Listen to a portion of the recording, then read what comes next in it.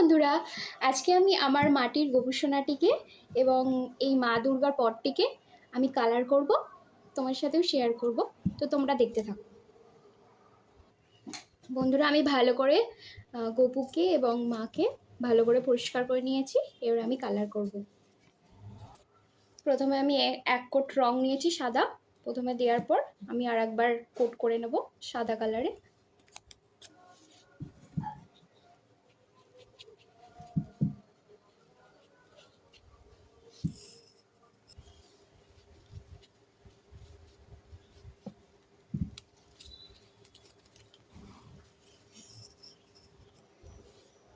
বন্ধুরা দেখো, আমি একটা সাদা রঙের কোট করলাম, এখনো দেখো দাগ রয়েছে একটু একটু।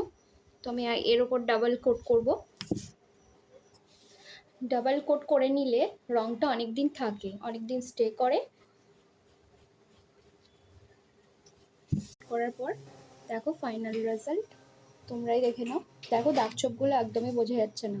তোমরা যখনই কালার করবে মাটির জিনিসে ডবল করে কোট করে নেবে, দেখবে কালারগুলো যে কোনো কালার খুব সুন্দরভাবে ফুটবে। তো আমি পেপার দিয়ে ধরেছি, তার কারণ হচ্ছে এটা যাতে না আমার হাতে লেগে যায়। তো এটা ততক্ষণ শুকুক, আমি মা দুর্গার পটটিকে কোট করে নেব এই সেম পদ্ধতিতে।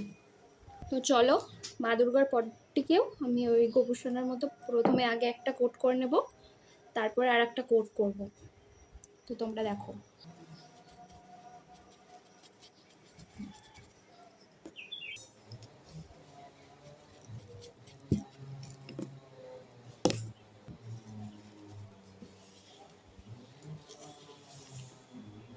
তো বন্ধুরা দেখো, আমার মা দুর্গার পটটিকে কোট করা হয়ে গেছে।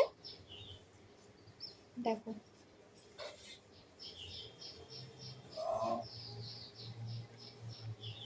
বন্ধুরা আমি কালার করা শুরু করবো এবার। শুকিয়ে গেছে, চলো কালার করি। কালারটা হয়েছে বন্ধুরা, এখনো অনেক কিছু হবে। তো গোপুসোনা একটু খাবে বলে ওই জন্য ওকে ঘরে নিয়ে আসা হচ্ছে। আবার যখন কালার করবো তখন আবার নিয়ে যাবো। তো মা দুর্গার পটটা চলো দেখাই তোমাদের।